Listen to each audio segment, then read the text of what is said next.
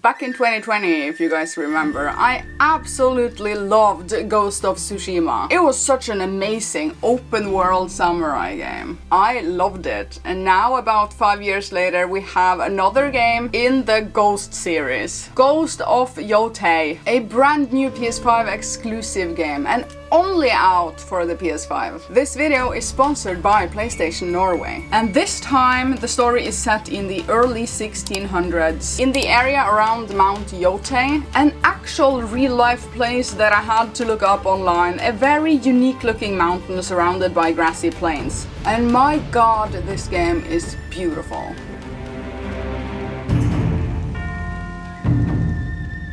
In Ghost of Yōtei, you play as Atsu, a now grown-up orphan survival of the brutal murders of her family that happened when she was younger. And she is now looking for revenge, and she is set on killing all of the people responsible for her family's murders. And they are a group calling themselves the Yōtei Six, led by the mad Lord Saito.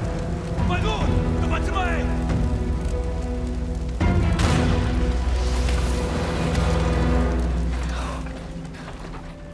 For the past 16 years, she has been training in the south, and the game starts out with her returning to her old family's house. Here, you can relive the past with a press of a button and hang out with your parents and your brother, and bit by bit, as you progress the game, the story will unfold. And I love this way of doing storytelling. I'm loving time travel aspects. Like, for example, in the past, there's a little story sequence. Her brother buried some money in the ground, and in the present, I found it.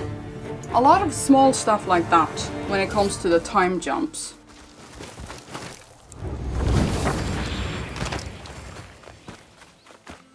On the map screen you have your quests down in the left corner, and along with the main quest you have a ton of elaborate side tales. And a lot of these side quests has real depth to them, and everything is voice acted in English. With these seeds, we thank Ezo for a good spring. Flowers of gratitude. You've grown well. The voice acting and the facial animations in the major cutscenes are insanely well performed and enjoyable. And if you like a good story in your video games, you will not be disappointed in Ghost of Yōtei. And especially if you like a good revenge story, which this one is. So long as the Yōtei Six breathe, my family will never know peace.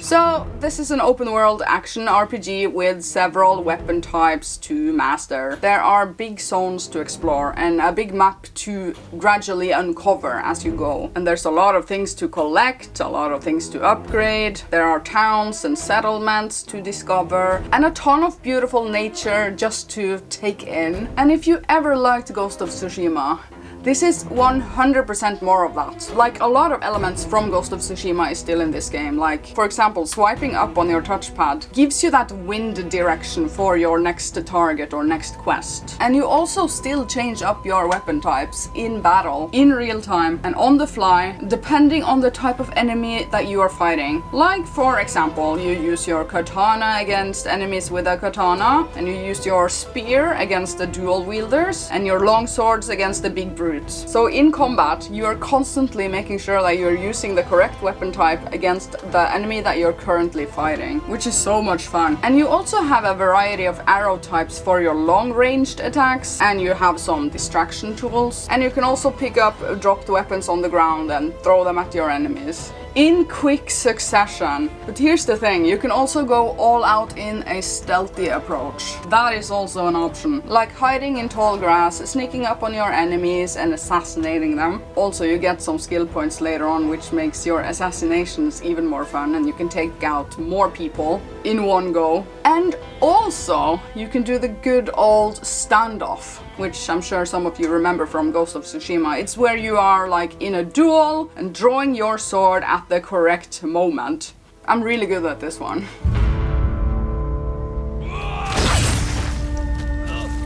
If I move quietly, I can ambush Saito. Stick to the grass. Stay out of sight. Combat is fun and engaging, and it gets better and better the more weapon types that you unlock and skill points that you acquire. To get more skill points, you have to seek out all of the shrines scattered across the land, and while you are exploring, you are also collecting a lot of equipable charms.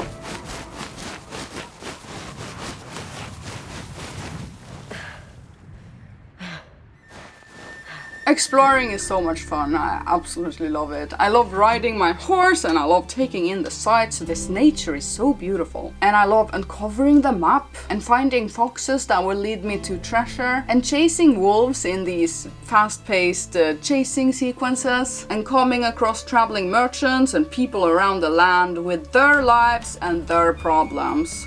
In the settlements you will find bounty boards with bounties for you to take on of the bad guys of the land. You will also find a treasure map seller, which is super convenient. And it's sort of like a minigame where you are patching the maps that you bought from the map seller onto your map, and they will be revealing places where there are shrines and otherwise treasures for you to collect. And I'm collecting absolutely every single mask and hat that I come across, and there are a ton of them. And there are also skins for your weapons and dyes for your outfits to play around with. I mean, you can customize Atsu to whatever you like. Like, for example, this is currently my favorite hat. I heat the metal like this? You know what to do, Atsu. Don't second guess yourself. There are PS5 controller functionalities and plenty of them. Like when you're cooking food over a bonfire, you have to move your controller accordingly, as if you're really cooking. Same goes with smithing. It's very like interactable with the PS5 controller, and also with sound effects coming out of it. And you use the touchpad for drawing pictures, but perhaps my favorite minigame so far, it is that coin flicking game where you are using the R2 button's adaptive trigger, and it is surprisingly fun.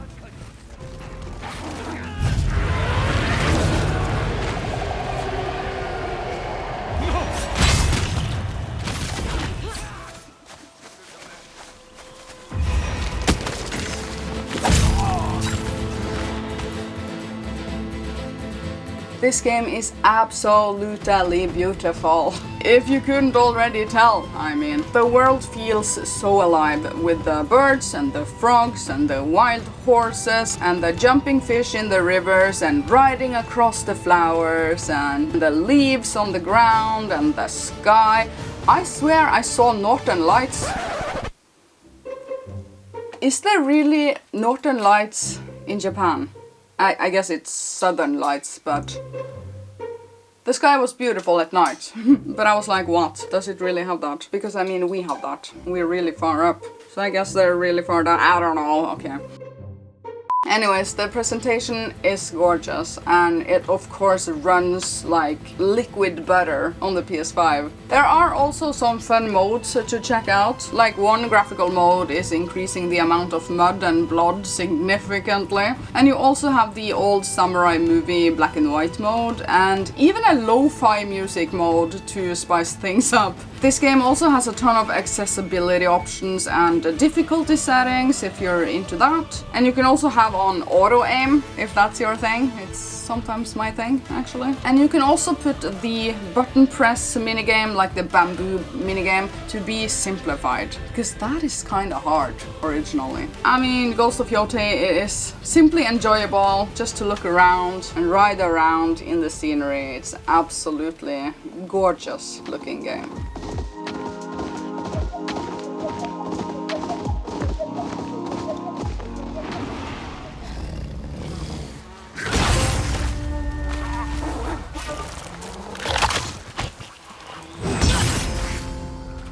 My verdict is this: if you own a PS5, this is a must play. This is a must pick up. It is so good, and it really feels like a PS5 exclusive with all of the controller functionalities. It is such a PS5 game, and it's one of the bigger games of 2025, that's for sure. And if you loved Ghost of Tsushima like I did, you will be loving this one as well. Gameplay is so much fun, stories deep and well written, and the world around this Mount Yōtei It is just ready for you to explore it. Thank you so much PlayStation for sponsoring this video and providing me with the game. Click my link down below to check out Ghost of Yōtei a bit more. But I'm saying it, this is a must play for 2025 if you have a PS5. It's a very satisfying open world action RPG set in Japan in the early 1600s. Now if you enjoyed this video, please hit like on it. If you are new to my channel, please subscribe.